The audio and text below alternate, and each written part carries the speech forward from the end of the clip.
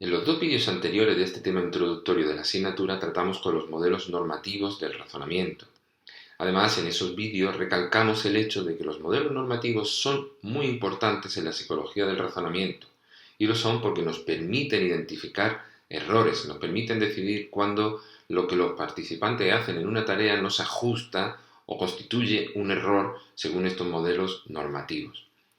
En este vídeo vamos a hablar de forma general y breve sobre algunos de los errores y los tipos de errores que se suelen cometer en tareas de razonamiento. Y lo vamos a hacer tratando de enmarcar esta cuestión de los errores dentro del debate sobre la racionalidad. El hecho de descubrir que cometemos errores y determinados tipos de errores de forma sistemática ha hecho que nuestra concepción sobre lo que es la racionalidad humana varíe y no se ajuste a ideales previos filosóficos que existían hace bastante tiempo, aunque algunos de esos ideales todavía permanecen. En este vídeo, como digo, vamos a tratar estos dos asuntos, pero antes vamos a empezar por ver un poco en qué consiste esta idea de racionalidad, porque la racionalidad ha habido muchas maneras de entenderla. Aquí vamos a tratar de ir a unos conceptos claves que nos permitan situar lo que son los errores y las concepciones psicológicas sobre la racionalidad. Desde Aristóteles, la racionalidad se han distinguido dos tipos de racionalidad. Por un lado, tendríamos lo que se conoce como racionalidad teórica y por otro lo que se conoce como racionalidad práctica. La racionalidad teórica hace referencia a nuestro conocimiento, a nuestras creencias sobre el mundo, sobre nosotros, sobre el mundo que nos rodea, etc. Cuando hablamos de creencias, hablamos de creencias racionales, nos referimos a este tipo de racionalidad, es decir, racionalidad teórica. Las creencias racionales podemos confundirlas con aquellas que son verdaderas, pero en realidad no es así. Recordad que la racionalidad tiene que ver con el método. El razonamiento también tiene que ver con método. Incluso el pensamiento tiene que ver con el método, no con si definitivamente una pieza de conocimiento podemos decir si es verdadera o falsa. En el caso de las creencias, cuando hablamos de creencias racionales, son creencias que se han obtenido siguiendo un método racional. Y puede darse el caso, como vimos en algunos ejemplos en el razonamiento inductivo, que hayamos seguido un buen método, pero al final hayamos alcanzado una creencia que no es verdadera o que el futuro determina que realmente no es verdadera. Como ya vimos antes, siempre será algo hipotético. Sin embargo, sabemos que cuando seguimos determinados tipos de métodos, estamos de alguna manera maximizando la posibilidad de llegar a conclusiones que nos sean verdaderas y útiles, que nos permitan explicar y predecir el futuro. La distinción que tenemos que hacer aquí, por tanto, es yo puedo tener o saber que algo es cierto y lo puedo saber por casualidad, porque lo he aventurado, pues esto es esto, ya está, o lo puedo saber porque he seguido un método racional, he seguido un método que justifica y maximiza el hecho de descubrir cosas que son verdaderas. Entonces, cuando hablamos de creencias racionales, según la racionalidad teórica, no son, insisto, creencias que son definitivamente verdaderas, que ya sabemos que son verdaderas, sino hablamos de creencias que se han obtenido siguiendo procedimientos de razonamiento que llamamos racionales. El caso de la racionalidad práctica es diferente, porque aquí ya no nos referimos tanto a si nuestro conocimiento ha sido obtenido por buenos medios o por unos medios adecuados, sino que nos referimos a si nuestras acciones o decisiones han sido tomadas siguiendo procedimientos o métodos que son los adecuados para llegar a esos fines o a esos objetivos que nos planteamos, ¿no? A esos objetivos para la acción o las decisiones. En parte, esta racionalidad práctica, más adaptativa, pues presupone la teórica, porque en muchas situaciones, para tomar una buena decisión o tomar un acertado curso de acción, pues requerimos de un conocimiento, unas creencias que probablemente han tenido que, en parte, formarse de una manera correcta y a ser posible, como ya hemos comentado antes, que además sean ciertas o verdaderas. Sin embargo, la racionalidad práctica no es con respecto a mantener una determinada creencia, como por ejemplo lo que os pongo en esta diapositiva, donde veis una imagen de una tierra plana, ¿no? Pues eso sería una creencia que todos juzgaríamos como que es falsa y que también podríamos juzgar como creencia irracional, aunque aquí debo de insistir que probablemente hay gente que defiende el terraplanismo usando argumentos muy sofisticados que nos pueden hacer pensar que realmente lo están haciendo de una manera racional, aunque seguramente hay otros aspectos en su forma de defender su idea que quizás no sean los racionales. Como digo, eso serían las creencias racionales y es algo que depende del método que usemos para conseguirlo.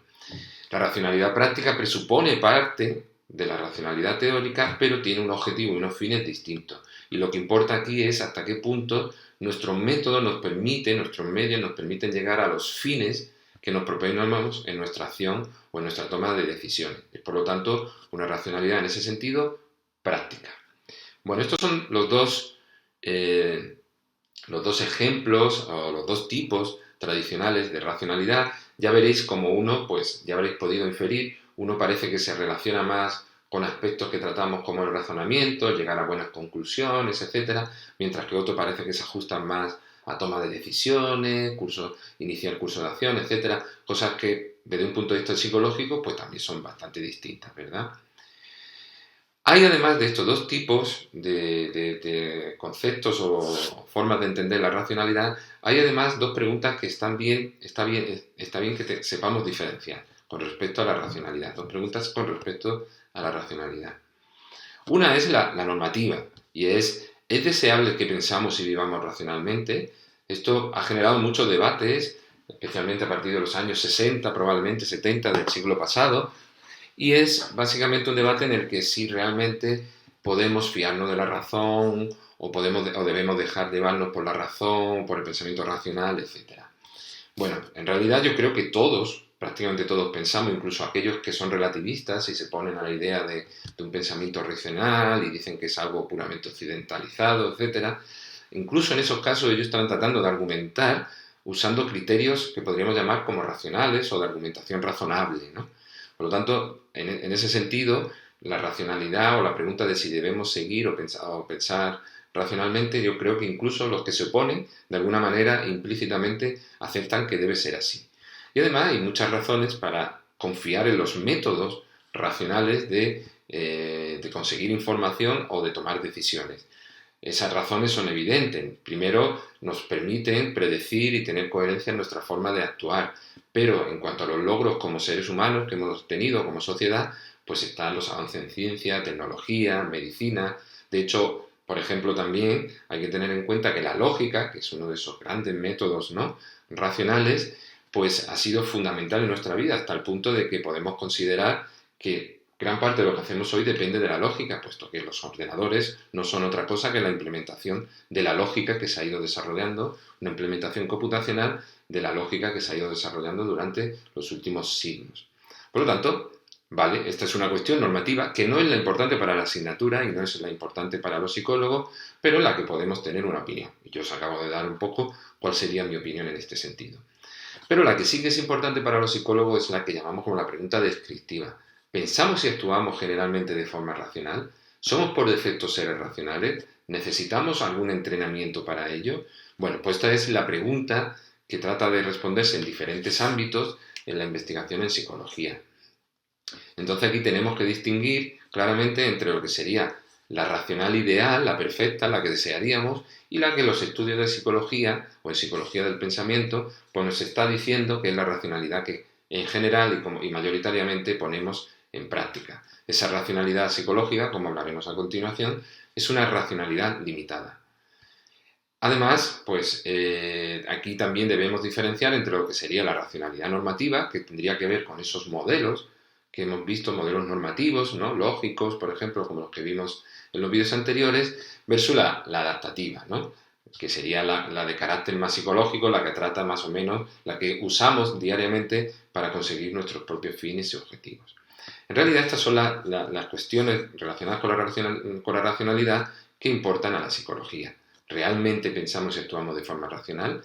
A partir de aquí, todo lo que vamos a comentar en este vídeo está centrado fundamentalmente en esta cuestión y no en la cuestión normativa de si deberíamos o no pensar racionalmente. En psicología, el primer autor que destacó que somos racionalmente imperfectos fue Herbert Simon.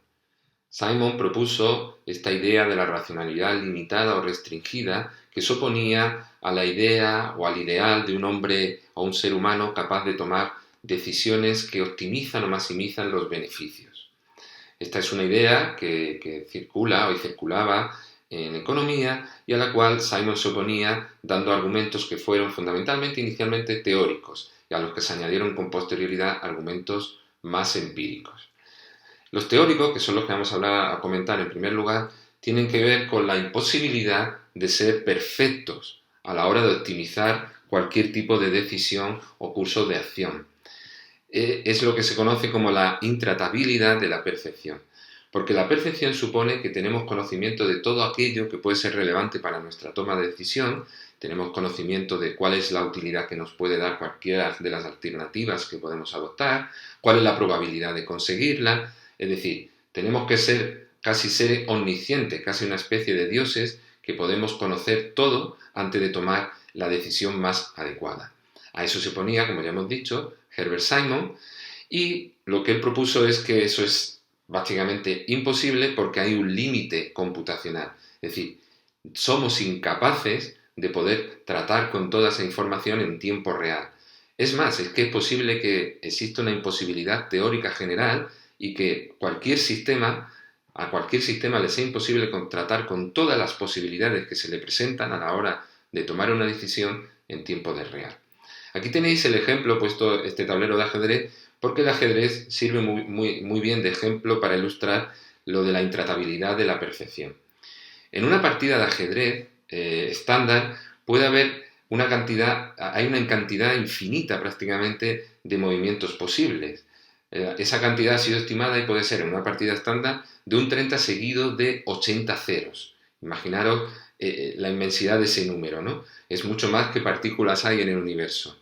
Evidentemente, ni nosotros, ni incluso las máquinas de las que disponemos actualmente son capaces de hacer en tiempo real esos cálculos. De hecho, estos cálculos en un ordenador actual, pues posiblemente llevarían millones de años para poder calcular todos los movimientos posibles en una partida estándar, una vez que se ha iniciado esa partida. Por lo tanto, esto nos habla de que saberlo todo, tener en cuenta todos los posibles escenarios, es imposible desde un punto de vista teórico. Sin embargo, sabemos que hay buenos jugadores de ajedrez, algunos muy buenos, que son bastante eficaces y son capaces de ganarle a las mejores máquinas, ¿no?, que hemos podido desarrollar, ¿no?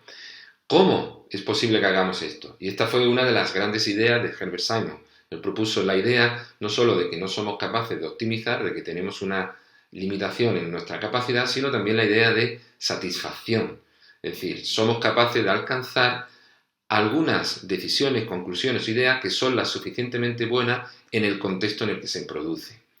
Por satisfacción, entonces, la satisfacción se define por lo contrario, bueno, no sería exactamente lo contrario, pero por oposición a optimización. No buscamos optimizar, obtener lo mejor que es posible, sino que buscamos tener aquello que es lo suficientemente bueno para nuestros objetivos en el contexto en el que lo estamos haciendo. Y esa es aparentemente nuestra forma de proceder. Sin embargo, esta idea de satisfacción deja abierta otra duda, y es ¿cómo conseguimos saber lo que es idealmente bueno en este contexto? Y es aquí donde aparece la idea de restricción, o también que se embarca en un problema más general que ha dado muchos dolores de cabeza a la inteligencia artificial, que es el problema del marco. No vamos a entrar en el problema del marco, sino que vamos a centrar en la idea de restricción. La restricción viene impuesta por el contexto y nuestro conocimiento previo. Por lo tanto, son estas restricciones que nos da nuestro conocimiento y el contexto en el que nos desenvolvemos los que nos permiten alcanzar una idea que se ajusta a nuestros fines y a la información que nos da el contexto y nuestro conocimiento previo, y que es una decisión lo suficientemente buena con esa información restringida de la que disponemos. Por lo tanto, la idea de restricción tiene que ver con aquello que nos permite o nos limita la cantidad de opciones que podemos poner como solución a un determinado problema y nos permiten llegar a lo que sería la opción satisfactoria, una que es lo suficientemente buena. La importancia de la restricción es que va de la mano de la satisfacción, puesto que la satisfacción no podría por sí misma explicarse, puesto que ¿cómo sabemos lo que es realmente o suficientemente bueno? La única manera de saberlo es recurrir a las restricciones, y las restricciones están impuestas por el contexto, la situación en la que nos estamos desenvolviendo y por los conocimientos de los que ya dispone el propio sistema. Por lo tanto, esta sería la limitación teórica y la propuesta de Herbert Simon, ¿no? Computacionalmente es imposible ser perfecto Y lo que caracteriza a los seres vivos y especialmente a los seres humanos es que se mueven de una manera muy eficaz porque son capaces de poner en marcha lo que se conoce como la satisfacción por restricciones. Decisiones, acciones o elecciones que son suficientemente buenas en el contexto en el que se encuentran o se produce. Esto nos lleva a lo que sería después, estamos hablando de que esta ha sido la propuesta que tiene un matiz más teórico de por qué nuestra racionalidad es limitada. Sin embargo, a partir de los años 70 se han realizado numerosas investigaciones en el contexto de lo que se conoce como los heurísticos y los sesgos, en las que se ha demostrado que realmente los seres humanos cometemos muchísimos errores y no nos dejamos errores, tener en cuenta siempre esto, errores según lo que marcaría los modelos normativos que debería ser lo correcto, nuestra mejor elección en ese escenario. Y en esas situaciones lo que se encuentra es que cometemos errores, que esos errores, que se conocen a veces como sesgos, son desviaciones sistemáticas, es decir, son errores que producimos de forma mayoritaria y que producimos de forma sistemática. En diferentes escenarios podemos producir el mismo tipo de error. De ahí que se habla de que estos errores están producidos porque nos estamos dejando llevar o estamos siendo influenciados por algún tipo de forma de procesar la información que está de fondo, que es lo que se conocerían como los heurísticos. Entonces, los sesgos reflejan lo que sería un error en la forma de procesar la información, y ese error es un error porque lo definimos en comparación a lo que esperaríamos según los modelos normativos. Pero en realidad es un error que lo que está reflejando es la acción de esto que llamamos heurístico. Y ahora vamos a tratar de definir lo que son los heurísticos. Los heurísticos son estrategias o formas de procesar la información que suelen ser simples, que suelen tener bajo coste cognitivo, que a veces son bastante automáticas y que tienen un valor adaptativo, es decir, son útiles. En realidad son formas de procesar la información que nos han servido a lo largo de nuestra historia evolutiva para procesar información y desenvolvernos en el medio. ¿Qué ocurre? Que estos heurísticos que son útiles para determinado tipo de cosas, a veces los usamos para tareas en las que no deberíamos usarlo. Eso es lo que se conoce como sustitución. Por ejemplo, un ejemplo clásico es cuando, que descubrió Kahneman y Tversky, fue que usábamos un heurístico, del que hablaremos un poco más adelante y luego lo vais a ver en otros temas, que es la disponibilidad, y lo que hacemos es, en lugar de hacer un cálculo de la frecuencia o de estimar realmente la frecuencia desde un punto de vista según el cálculo de probabilidades o estadístico, lo que hacemos es guiarnos simplemente por la disponibilidad, por la facilidad con la que algo nos aparece, se nos activa en nuestra cabeza, en nuestra mente, para sustituir esa disponibilidad por la frecuencia. Es decir, si algo está muy disponible, pues entonces es que es muy frecuente. Sin embargo, para llegar a un cálculo de la frecuencia correcta, deberíamos aplicar otros métodos que no sean la disponibilidad. Por lo tanto, el heurístico, insisto, es una forma de procesar la información, una forma que tiene muchísima utilidad en muchísimos contextos, pero que a veces nos lleva a cometer sesgos cuando tenemos que hacer tareas en las que nos basamos en la información que nos da el heurístico en lugar de aplicar los cálculos o los procedimientos que serían los adecuados para resolver esa tarea. Por último, es importante que esto, que luego vamos a ver qué tipos de errores se han cometido, o vamos a tratar de diferenciar en dos tipos, es también importante que diferenciemos lo que son los sesgos de las falacias, puesto que no son lo mismo. Los sesgos es aquello que está producido de forma directa por el heurístico, es decir, es esa desviación en el procesamiento de la información. Entonces, cuando hablamos de sesgo, hablamos de sesgo de disponibilidad también, pero nos estamos refiriendo al heurístico de disponibilidad. Digamos que el sesgo es una de las escalas del heurístico. La falacia es otra cosa. La falacia es cuando realmente cuando construimos argumentos, por ejemplo, en el razonamiento evaluamos argumentos que son inválidos o que son débiles. Esto lo hemos podido hacer porque nos hemos dejado llevar por un heurístico, o a veces lo hemos podido tratar de resolver siguiendo algún tipo de procedimiento, es decir, hemos pasado el heurístico y hemos tratado de aplicar otro tipo de conocimientos que tenemos y aún así producimos un argumento inválido o débil. La falacia se refiere a si esa estructura, como cuando hemos visto razonamiento deductivo y construimos argumentos, cuando hacemos inducciones, si esa estructura está correctamente construida. Si es inválido en el caso del razonamiento deductivo o si es débil en el caso del razonamiento inductivo. La falsa analogía, la afirmación del consecuente son falacias, no son sesgos. Los sesgos serían lo que nos puede llevar en ocasiones a cometer estas falacias. Espero que haya quedado un poco clara la distinción, pero yo creo que conforme vayáis viendo otros temas y apartados dentro de la asignatura, os va a quedar más clara esta diferencia entre sesgo, falacia y heurístico. Bueno, pues como digo, la idea de racionalidad ha estado muy influida, el hecho de reconocer que tenemos una racionalidad limitada ha estado influida en lo teórico, por estas primeras propuestas de la imposibilidad de la optimización o de la perfección, y también lo empírico por la cantidad de datos, que ya sabéis que, por ejemplo, Kahneman recibió el premio Nobel, etcétera, por la importancia que tuvo el hecho de descubrir que realmente no somos perfectos, sino que cometemos numerosísimos errores cuando tenemos que hacer tareas que implican juicio, de probabilidad, o tomar decisiones en contextos de dilemas, etc. Muy bien, bueno, pues esos errores que se han ido descubriendo pues son muy variados y ha habido varias formas de clasificarlos. Aquí os voy a comentar la que en el manual aparece, que es la que distingue entre errores externos y internos. Como en el mismo manual se comenta que hay otras, pero se centra en exponer esta distinción. Los externos se relacionan con las propiedades de la información que se nos da para hacer la tarea, ¿no? Tiene que ver con las cosas que están en la información o en el contexto de la información, pero no con nuestra capacidad o nuestra forma de procesar la información. Esos serían los errores de tipo interno. Así, por ejemplo, en el caso de los errores externos, yo he tratado de dividir un poco los que hay en tres tipos, ¿no? Los que tienen que ver directamente con la saliencia de la información, y la saliencia de la información hay muchas maneras de darla, ¿no? Diferentes formas de hacerlo. Por ejemplo, la repetición. Una información que se repite en un contexto varias veces, pues es posible que ganes mayor saliencia, y si tenemos que en algún momento evaluar una conclusión, etcétera, nos dejemos influir más por la información que se ha repetido que por la que no se ha repetido. Después hay otras formas de darle prominencia o realce a la información. Una puede ser simplemente presentar una imagen junto a un argumento del tipo que sea, inductivo o deductivo, presentar algún tipo de imagen, y esa imagen está de alguna manera acentuando algunos de los aspectos de la información. Y nos podemos dejar llevar como esa imagen de alguna manera nos capta y realza, le da mayor prominencia a la información que encaja con esa imagen.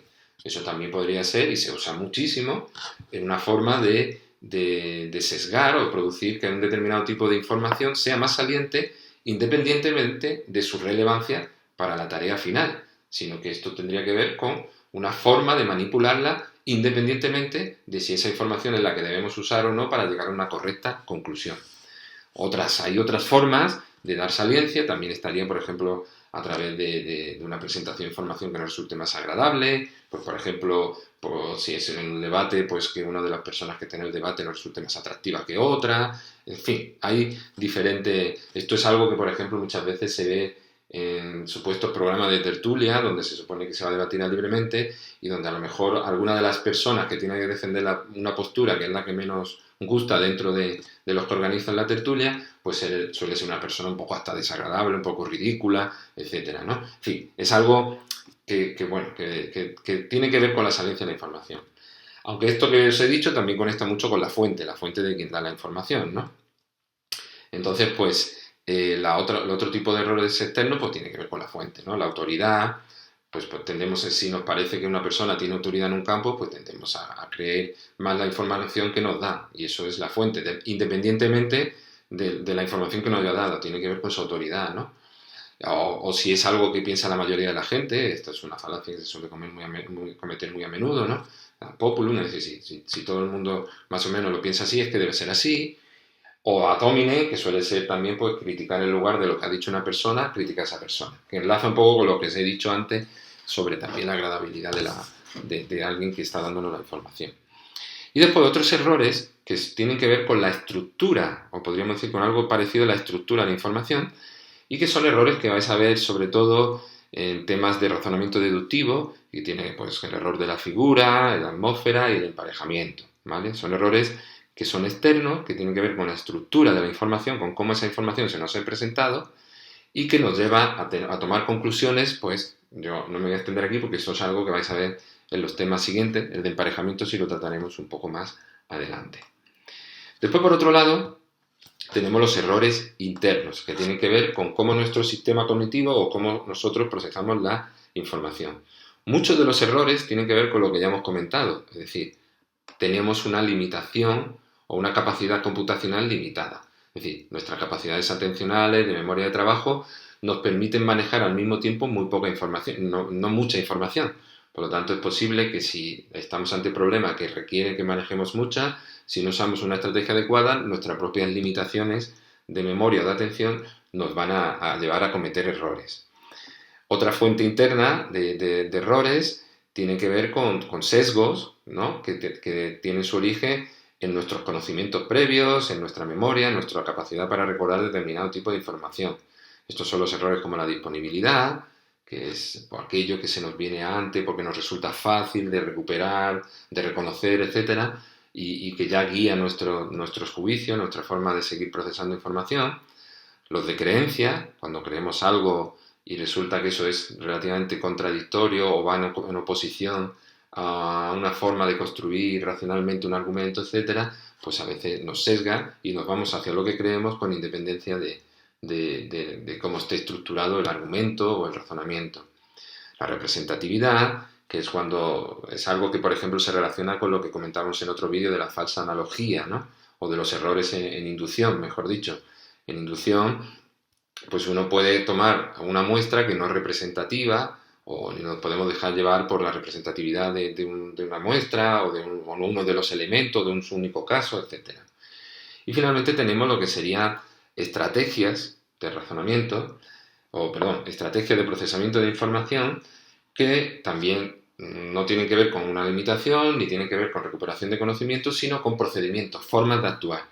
Uno de ellos, de esos sesgos, son lo que se llama ancla, que es que una vez tenemos una información no nos alejamos mucho de ella y tratamos de generar nuevas opciones, pero siempre tomando como referencia esa información inicial, y el sesgo de confirmación, que es nuestra tendencia a confirmar lo que ya pensamos o lo que ya tenemos activo y no a buscar información que vaya en contra precisamente de eso que tenemos activos o que tenemos que falsar.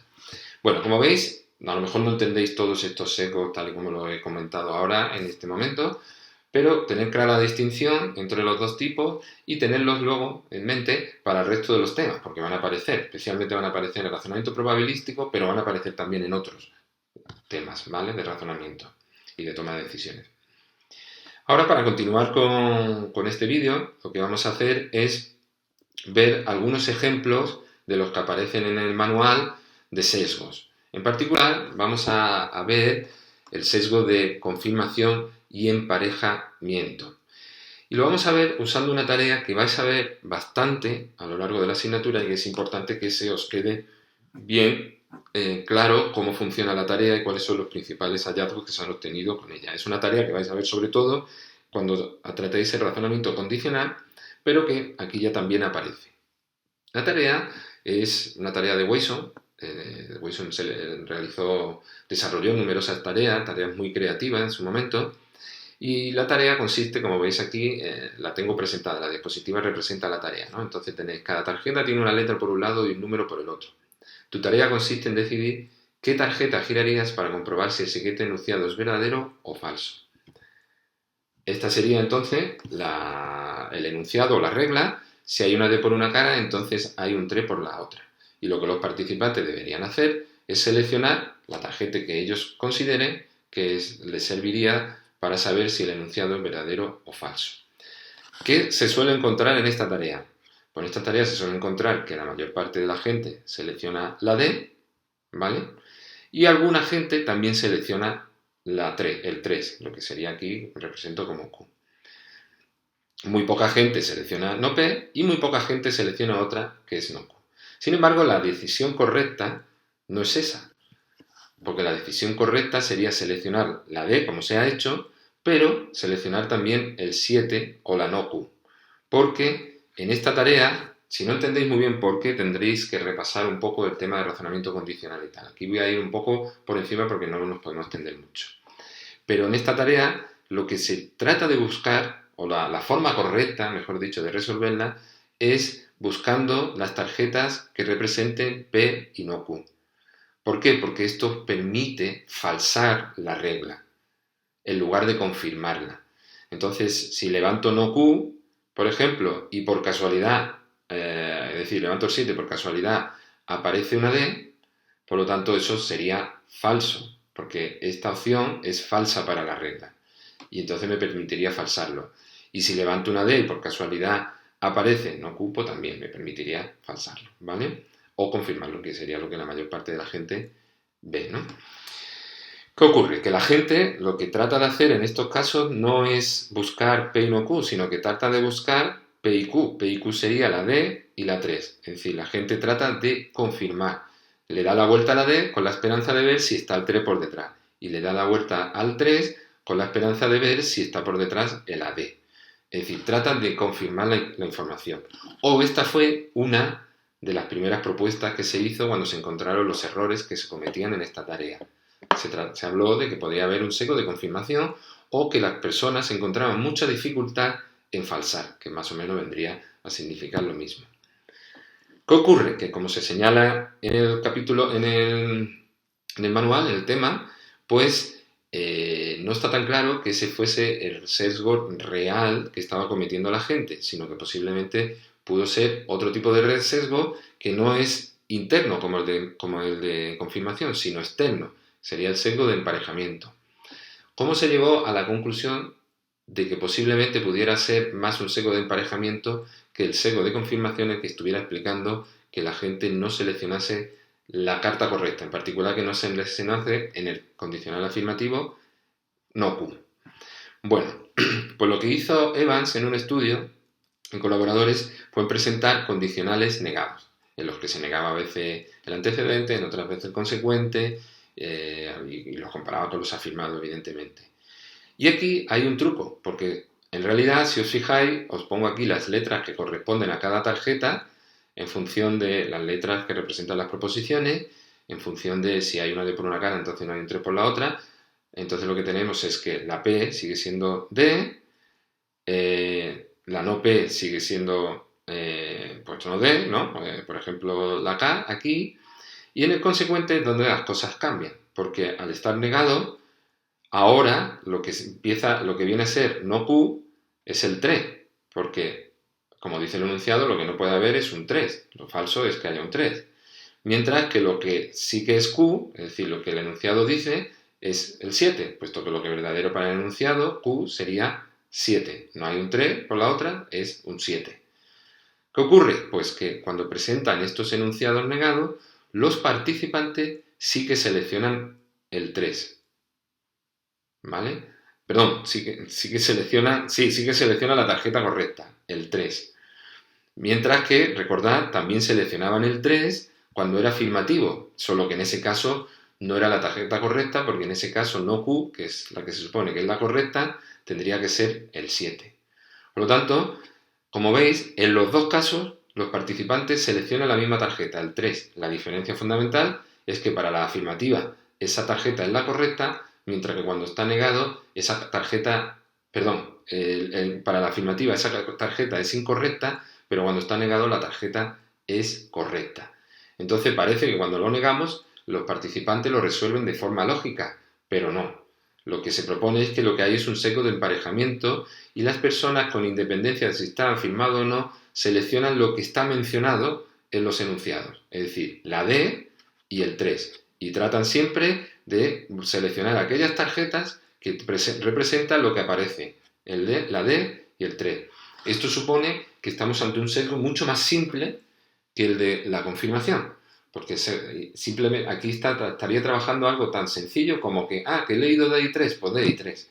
Mientras que en el sesgo de confirmación se asume que el participante lo que está tratando de dar la vuelta para buscar que en el otro lado está la otra tarjeta, es decir, es una estrategia más elaborada, más racional, aunque sea equivocada, pero más racional, mientras que esta es algo mucho más simple que daría explicación a este tipo de resultados. Bueno, os cuento esto porque aparece en el manual y para que tengáis claro, o en la medida de lo que yo he podido explicarlo, la diferencia entre sesgo de emparejamiento y de confirmación. Como digo, Esta tarea es compleja de entender, tenéis que saber lo que son condicionales y os recomiendo que si no habéis entendido lo que estoy comentando en este apartado, vayáis al tema correspondiente, al vídeo incluso del tema correspondiente, le echéis un vistazo, entendáis bien cómo funciona la tarea de selección de hueso y volváis para ver la diferencia entre sesgo de emparejamiento y sesgo de confirmación. Otro ejemplo de error que os quiero poner antes de pasar a la siguiente parte del tema es otro sesgo o otra tarea que permite descubrir lo que sería el sesgo de confirmación o los sesgos de confirmación.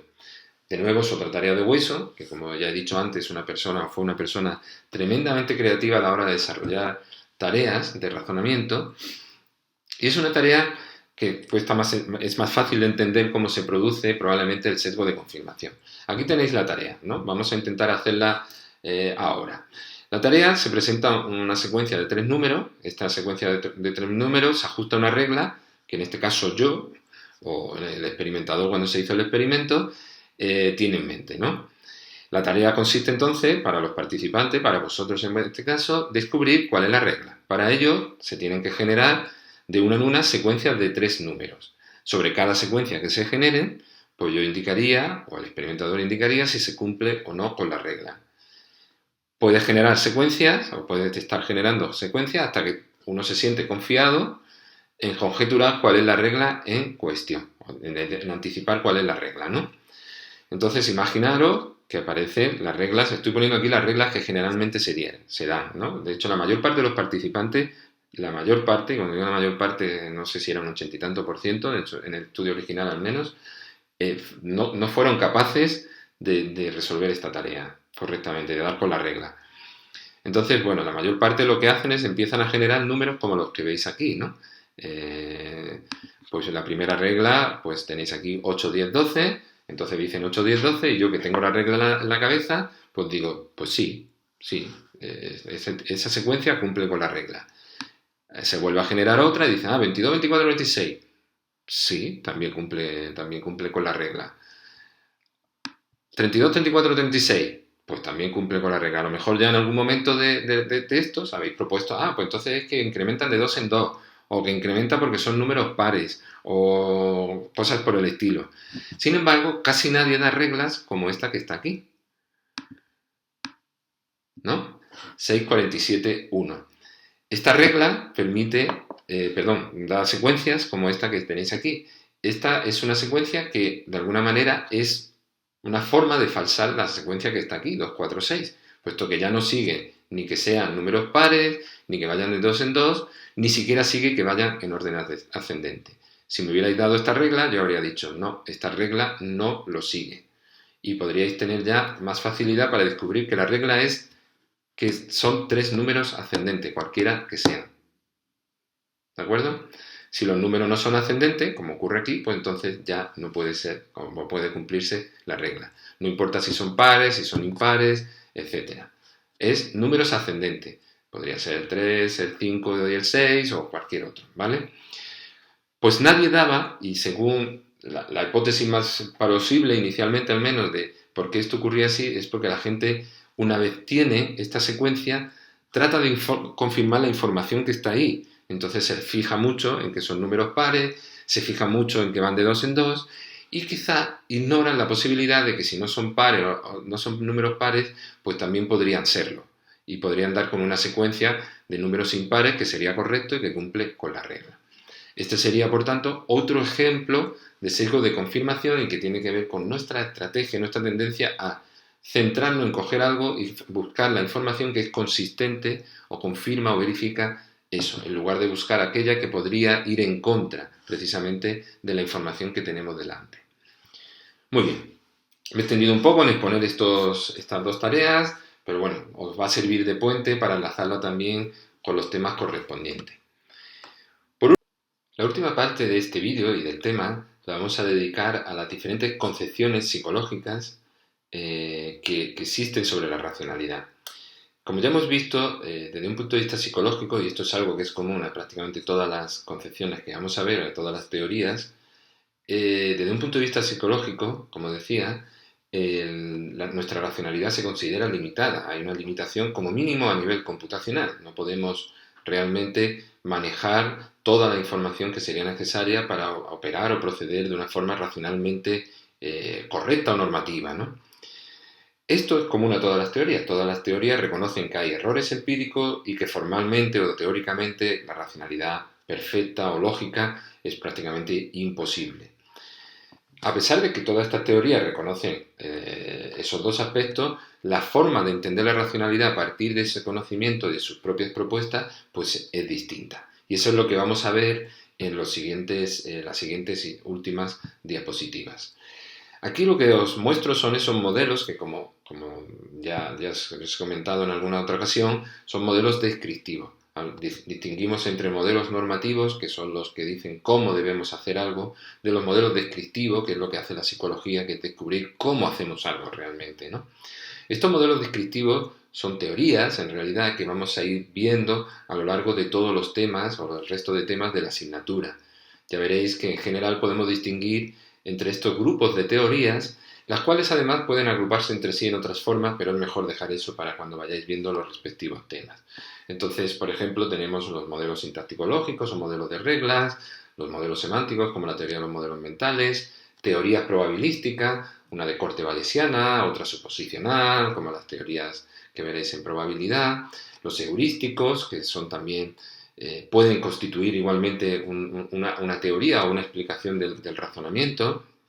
Y finalmente tenemos algo que quizá es como una forma de unir perspectivas diferentes o alguna de esas perspectivas diferentes en un marco general de lo que sería el sistema racional humano o la capacidad o competencia racional humana, que es la que distingue entre dos sistemas diferentes, a los que a veces asocian procesos diferentes. Estos dos sistemas diferentes pues se asocian, y lo veremos al final de este tema, con dos tipos de racionalidad. Bueno, a continuación lo que voy a hacer es entonces exponer cómo se ve la racionalidad, qué se entiende por racionalidad según algunos de estos modelos. En particular vamos a ver tres concepciones distintas. La primera de ellas es la que concibe la racionalidad como una competencia sintáctica restringida.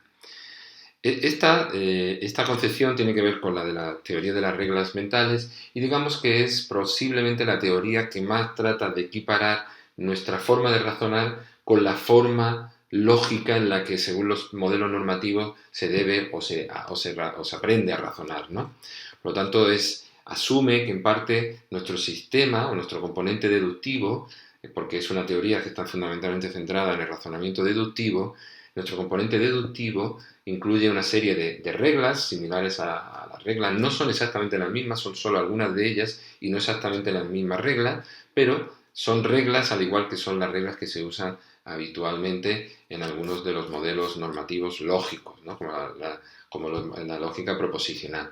Por lo tanto, de alguna manera esta teoría piensa que nosotros tenemos ese tipo de reglas, que son reglas que funcionan, que son libre contenido, que son abstractas, es decir, que son reglas como la de la lógica en ese sentido, y que además en nuestro componente deductivo se ve influenciado por, cuando tenemos que realmente emitir o actuar o hacer un razonamiento, por la interpretación y comprensión de las proposiciones o por las instrucciones que se nos den.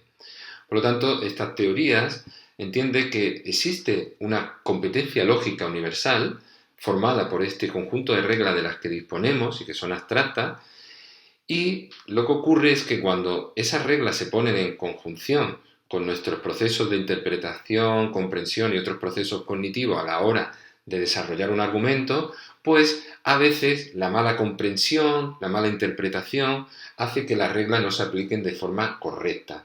Es decir, el problema no está en que no haya una competencia lógica o unas reglas en cada uno de nosotros, sino en cómo a veces se presenta esa información o que tenemos problemas más básicos a nivel de comprensión de las instrucciones, etc.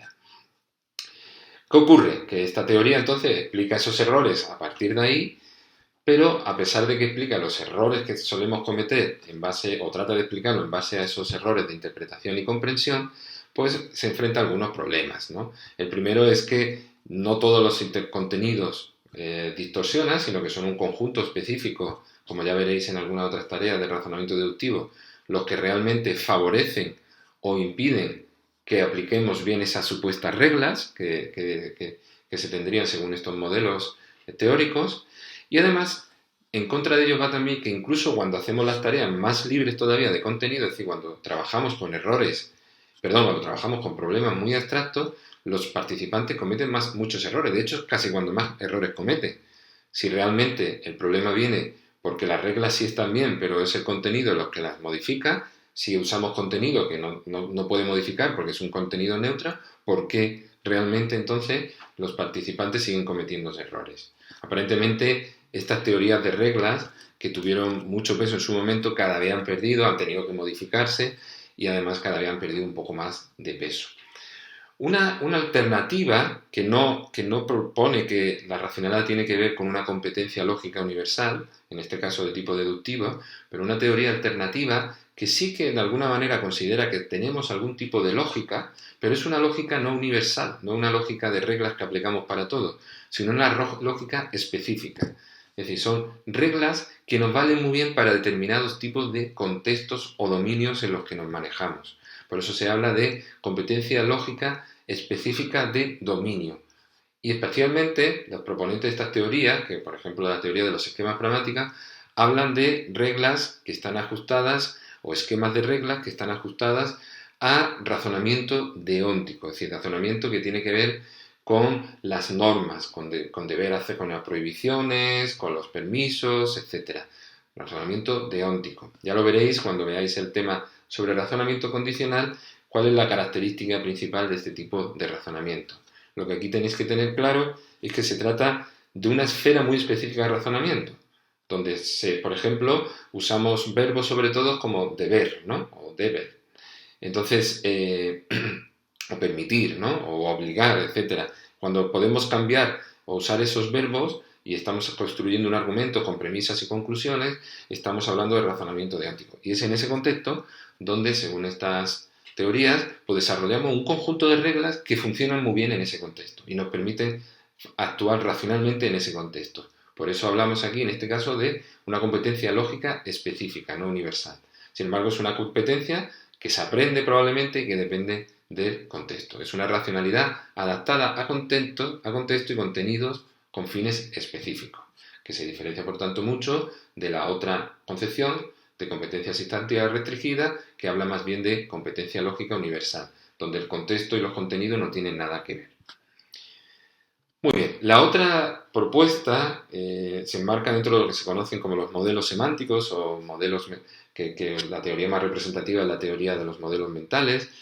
Posiblemente, aunque hay teorías actuales que son también muy completas, posiblemente el modelo mental sea la teoría que más esfuerzo ha hecho para explicar casi todos los fenómenos del razonamiento e incluso de la psicología del pensamiento. Es una teoría de muy amplio espectro que se aplica también incluso en la comprensión del lenguaje, etc. Entonces es una teoría que se aplica a determinados conceptos de la psicología del razonamiento, pero que es amplia.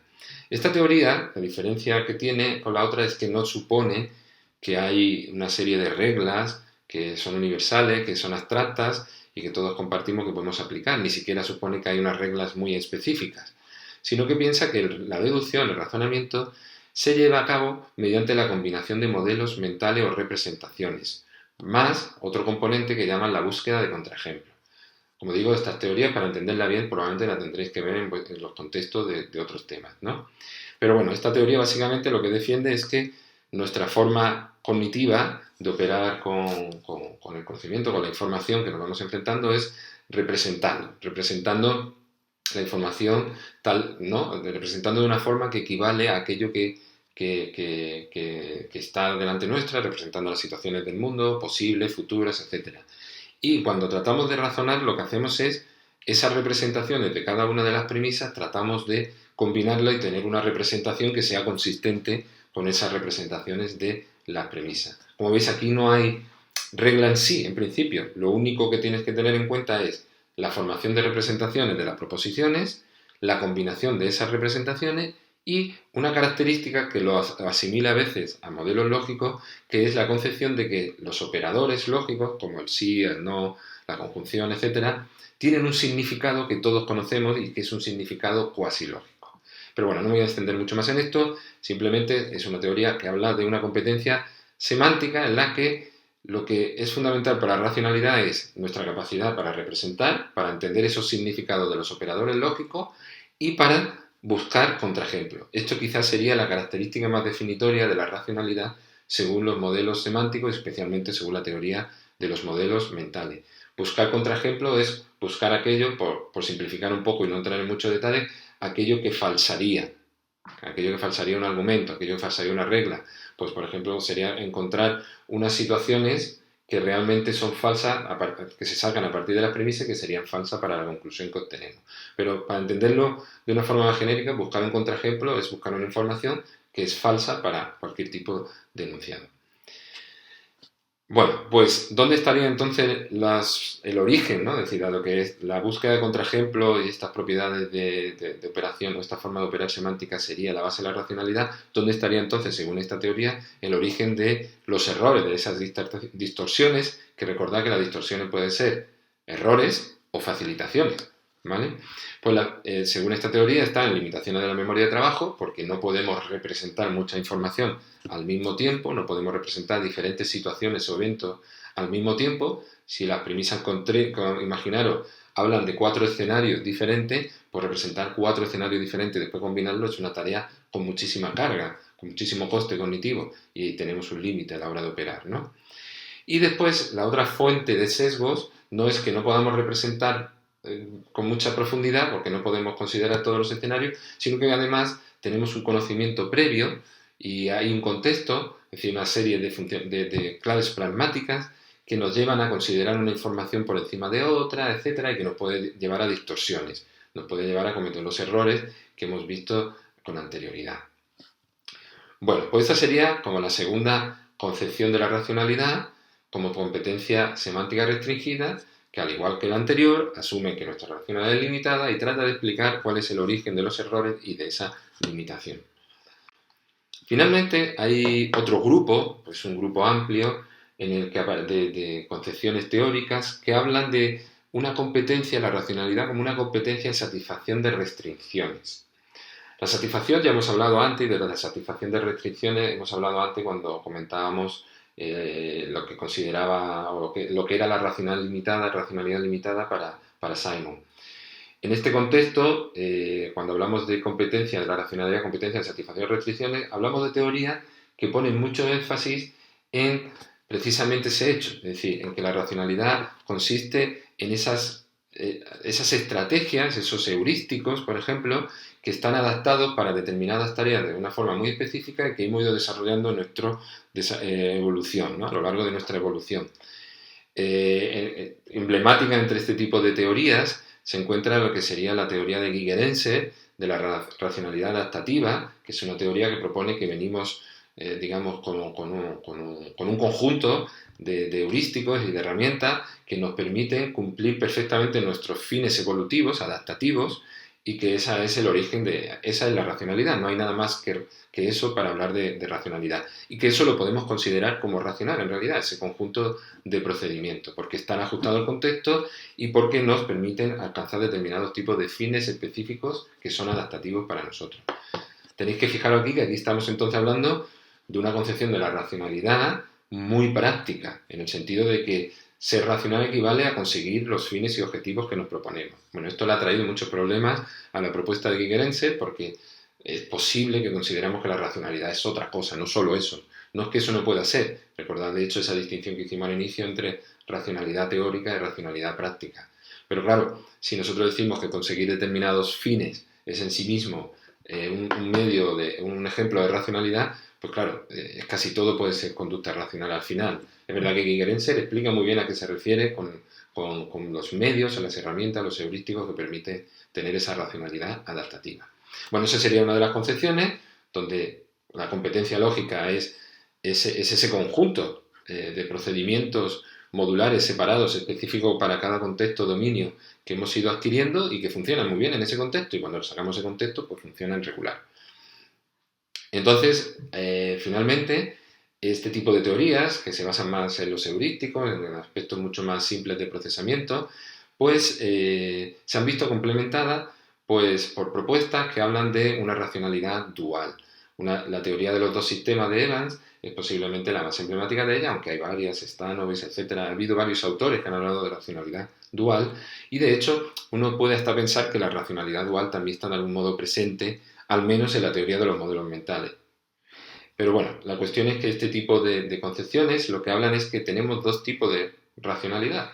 La racionalidad tipo 1 podría ser como esta racionalidad adaptativa de la que hemos hablado antes, basada en heurístico, que es muy fiable para fines personales, etc. Y después estaría la racionalidad tipo 2, que es analítica, que tiene mayor coste cognitivo, que implica una mayor disposición por parte de la persona a entrar en ese tipo de deliberación, de forma de pensar, y que se ajusta a las normas, es decir, que sería una especie que equivaldría esta racionalidad a lo que conocemos o entenderíamos generalmente por competencia lógica. Es decir, este tipo 2 podría seguir aquellos códigos normativos, aquellos buenos procedimientos que se han estimado que son los adecuados para alcanzar determinado tipo de conclusiones o tomar las decisiones más acertadas. Por lo tanto, estas propuestas de teorías duales o racionalidad tipo 1 tipo 2 de alguna manera engloban las dos, engloban lo puramente adaptativo con otra un poquito más deliberativa y analítica, y que sí que coincide más con aquello que a veces pensamos cuando hablamos de racionalidad, ¿no? Con ese pensamiento más deliberado, guiado por buenas estrategias, buenos procedimientos, etc. Bueno, como veis, esto es casi una introducción o un resumen, según lo queráis ver, de lo que serían los diferentes modelos o concepciones teóricas sobre el razonamiento o sobre el pensamiento, y muy centrada en lo que sería el debate sobre cómo explicarían los errores y aún así preservarían la idea de que hay algún tipo de racionalidad o competencia lógica, o existiría en los humanos esa racionalidad o competencia lógica. Con esto, por tanto, cerramos lo que sería este vídeo e igualmente los vídeos correspondientes al tema primero o introductorio de la asignatura.